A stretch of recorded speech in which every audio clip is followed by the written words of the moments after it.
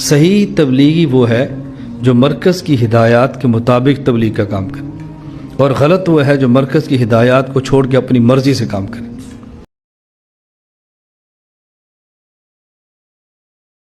پھر جو ہے جبل صہیون، اسی کی نسبت سے صہیونیت ہم کہتے ہیں، وہ جبل صہیون بھی دیکھنے کو ملا۔ پھر وہ دن ختم ہونے کے بعد آگے 16 تاریخ کے اندر وہاں ایک دعوت و تبلیغ سے جڑے ہوئے ایک ساتھی، ان سے مدینہ منورہ کے اندر ملاقات ہوئی۔ ہمارے حضرت مفتی صاحب دامت برکاتہم العالیہ سے وہ بڑی عقیدت اور محبت رکھتے ہیں، تو ان کو پہلے سے اطلاع دے دی گئی تھی، تو اس دن ہم ان کے مہمان تھے۔ کہا آج میں تم کو زیارت کراؤں گا، تو وہ ہم کو تیل ابیب لے گئے، اسرائیل کی کیپٹل۔ اور میں آپ سب حضرات کو خوشخبری دوں کہ ہم لوگ تیل ابیب جب پہنچے ہیں تو وہاں پر سب سے پہلے ہم تیل ابیب کے مرکز کے اوپر پہنچے۔ الحمدللہ تیل ابیب کے اندر دعوت و تبلیغ کا مرکز قائم ہو چکا ہے، اور ہم لوگ جب گئے تو وہاں ہمارے جانے سے چند دن پہلے بہت بڑا اجتماع ہوا، اور 6000 آدمی اجتماع کے اندر موجود تھے، اور تقریباً 86 جماعتیں ایک چلے اور 4 مہینے کی تیل ابیب سے روانہ ہوئے۔ تو میں نے ان سے پوچھا شیخ ریاض الحاج ویسے کہ شیخ تیل ابیب میں آپ نے اجتماع کیا، کوئی روکنے والا نہیں آیا؟ تو اس نے مجھے ایمان سے بھرا ہوا جواب دیا، واللہ هو المانع، روکنے والے تو اللہ ہے، وہ نہیں روکے تو کون روک سکتا ہے؟ کہ ابھی ہمارا اجتماع مکمل ہوا، وہاں ہم مرکز پر ہم نے ظہر اثر کی نماز پڑھی۔ مرکز پہنچنے سے پہلے بیچ میں بھول گیا، ہم لوگ لد شہر پہلے گئے تھے۔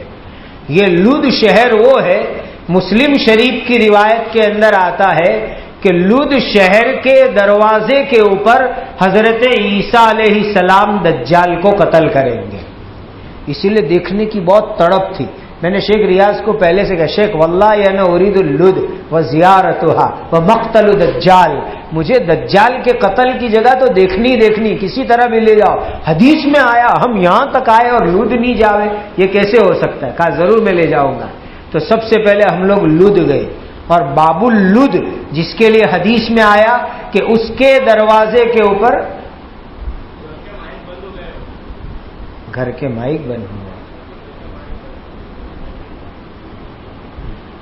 تو حضرت عیسیٰ علیہ السلام لد شہر کے دروازے کے اوپر دجال کو قتل کریں گے۔ ہم لوگ وہاں پہنچے لد شہر کے دروازے کے اوپر، اور وہاں ایک درخت ہے عجیب ڈراؤنا بھیانک قسم کا، کہ بس دجال اس درخت کے پیچھے چھپے گا اور حضرت عیسیٰ علیہ السلام اس جگہ کے اوپر اس کو قتل کریں گے۔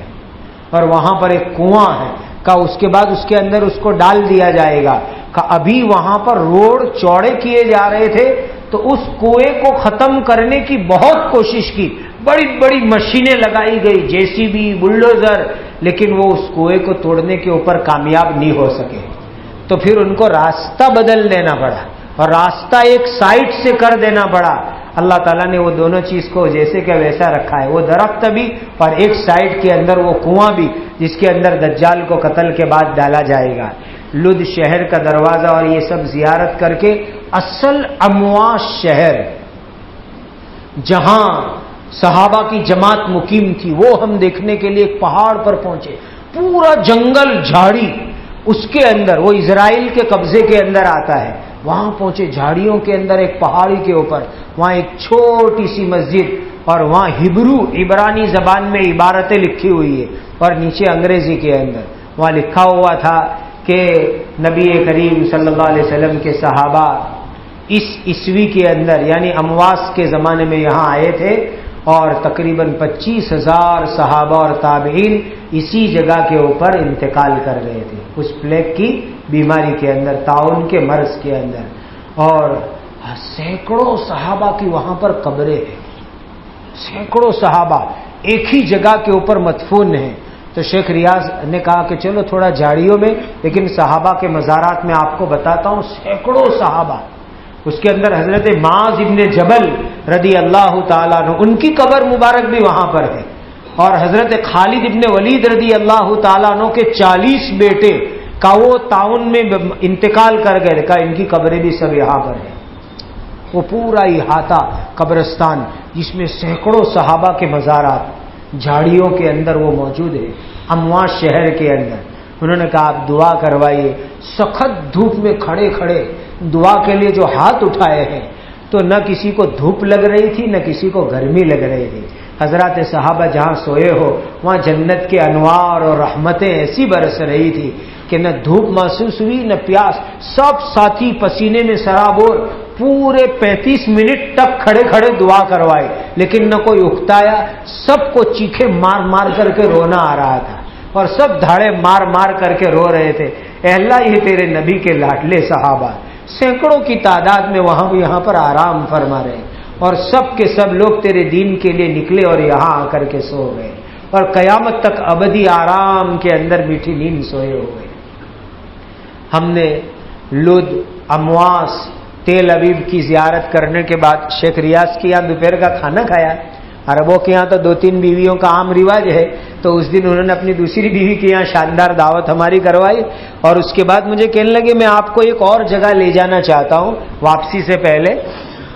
وہ لے گئے شہر کے باہر تیل ابیب کے اندر، ایک اونچا مینارہ بنا ہوا ہے اور ایک میدان ہے کا، وہاں جا کر کے پتہ چلا اللہ کے نبی حضرت صالح علیہ الصلاۃ والسلام کا مزار مبارک یہاں پر ہے، کہ صالح علیہ الصلاۃ والسلام کی قوم پر جو عذاب آیا وہ علاقہ تو سعودی کی سرحد میں آتا ہے، لیکن عذاب کے بعد حضرت صالح علیہ السلام ہجرت کر کے یہاں تشریف لائے تھے اور زندگی کے آخری دن یہاں گزارے تھے، اور یہی حضرت صالح علیہ السلام کا انتقال ہوا۔ تو حضرت صالح علیہ السلام کی قبر مبارک دیکھی، اور حضرت صالح علیہ السلام کی قبر سے چند قدم چلتے ہیں تو مشہور امام الحدیث امام نسائی رحمۃ اللہ علیہ کا مزار بھی وہاں پر موجود ہے۔ حضرت امام نسائی بھی وہیں پر آرام فرما رہے، حضرت صالح علیہ السلام کی قبر کے بالکل سامنے۔ ان کی الحمدللہ زیارت نصیب ہوئی، اور وہ دن مکمل ہوا، واپس ہم ہوٹل میں آئے، اور پھر 17 تاریخ، اس تاریخ کو ہمارا فلسطین کے اس سفر کا آخری دن تھا۔ اس دن کی زیارتوں کے بارے میں ہم نے پوچھا تو وہ تو ہمارے اصرار پر وہ سب زیارتیں طے ہوئی تھی، وہ تیل ابیب سے اور یروشلم سے بہت دور، جہاں اسرائیل بھی پورا ہو جاتا ہے، تیل ابیب، یافا اور دوسرے تمام شہروں کو پار کر کے بالکل کنارے کے اوپر جانا تھا، ملک شام کی سرحدیں شروع ہو جاتی، وہاں تک جانا تھا۔ تو کئی گھنٹوں کا وہ سفر، گاڑیاں چلتی رہی، ساتھی بھی سب تھک گئے، لیکن بیچ میں ایک جگہ آئی قریہ ناصرہ۔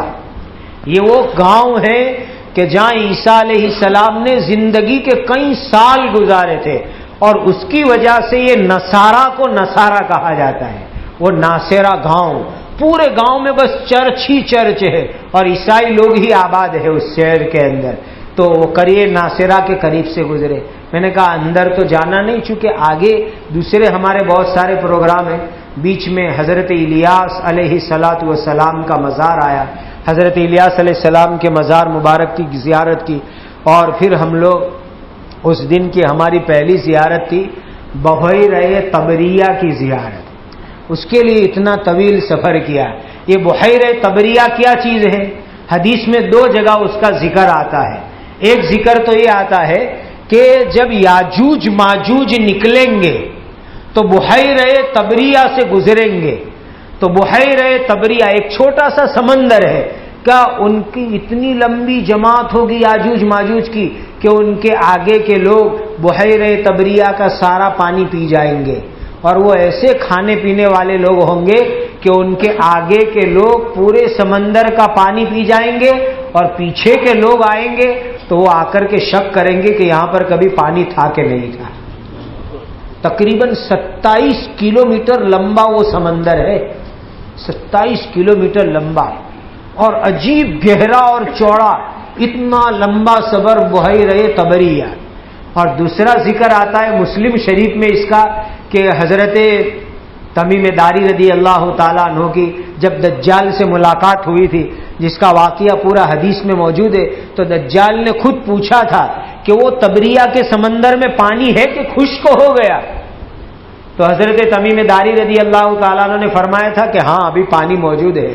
تو دجال نے کہا تھا کہ ایک وقت آئے گا کہ اس کا پانی سوکھ جائے گا، اور جب اس کا پانی سوکھ جائے گا تو میرے چھوٹنے کا وقت قریب آ جائے گا. اور اس وقت تبریہ کا پانی سوکھ رہا ہے، بہت سوکھ گیا ہے، اور اس کے اندر حکومت کی طرف سے دوسری جگہ سے دریا میں سے پانی لا کر پائپوں کے ذریعے ڈالا جا رہا ہے تاکہ وہ پانی برقرار رہے، کم نہیں ہوئے، لیکن پھر بھی قدرتی وہ سوکھتا ہی چلا جا رہا ہے. وہ بحیرہ تبریہ کے کنارے پر ہم نے ظہر کی نماز پڑھی، میں نے ساتھیوں کو پوری حدیثیں سنائی، اور اس کے بعد ہم لوگ نکلے. چونکہ آج رات کو دیر تک میں جارڈن واپس پہنچنا تھا، لیکن میں نے ان سے کہا کہ مجھے تو بیسان کا نخلستان دیکھنا ہے، وہ بھی حدیث میں موجود ہے، اور عین زغر دیکھنا ہے، وہ بھی حدیث میں. انہوں نے کہا ٹھیک ہے میں جلدی جلدی لے جاتا ہوں، بارڈر بند ہو گئی تو تم جانو. میں نے کہا کچھ نہیں، انشاءاللہ کچھ نہیں ہوگا. تو ہم لوگ چلے تو بیسان پہنچے. یہ بیسان پورے کھجوروں کی باڑیاں ہیں.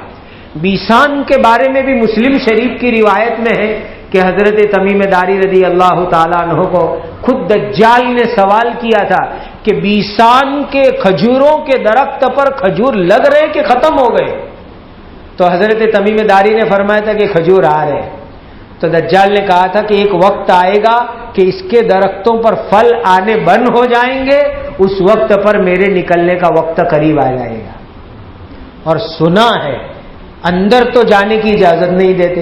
بیسان کے پاس سے ہم گزرے بالکل کہ یہ بیسان اور یہ جو ہے ہم لوگ، لیکن وہ جو نخلستان ہے اندر، وہاں تک جانے کی پرمیشن نہیں ملتی ہے. تو ہم لوگ وہاں کھڑے کھڑے دور سے بس میں بیٹھے بیٹھے کھجور کے درختوں کو دیکھ رہے تھے، لیکن کہیں کھجور نظر آئے نہیں. تو لگتا ایسا ہے کہ اب دجال کے ظاہر ہونے کی سب علامتیں سامنے ہیں. اور پھر عین زغر حضرت نوح علیہ السلام کی بیٹی کا نام ہے، ان کے نام پر سے پانی کا چشمہ جاری ہوا ہے. اور وہ عین زغر پانی کا چشمہ، اس کے بارے میں بھی دجال نے حضرت تمیم داری سے پوچھا تھا کہ وہ زغر کے چشمے میں پانی ہے کہ نہیں ہے؟ تو حضرت تمیم داری نے فرمایا کہ پانی ہے. تو دجال نے پوچھا لوگ اس کے پانی سے کھیتی کرتے؟ کہاں کھیتی کرتے ہیں. تو دجال نے کہا تھا حضرت تمیم داری سے کہ ایک وقت آئے گا کہ وہ چشمے کا پانی سوکھ جائے گا، تب میرے نکلنے کا وقت قریب آئے گا. اور وہ عین زغر کے پاس سے بھی الحمدللہ ہم لوگ گزرے.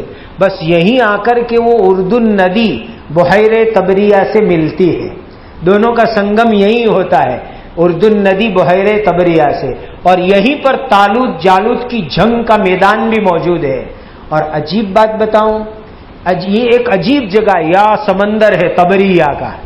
امام طبرانی وہیں پیدا ہوئے، حدیث کے مشہور امام، اور ان کی معجم جن کی مشہور حدیث کی کتاب ہے وہ وہیں تبریہ کے رہنے والے تھے.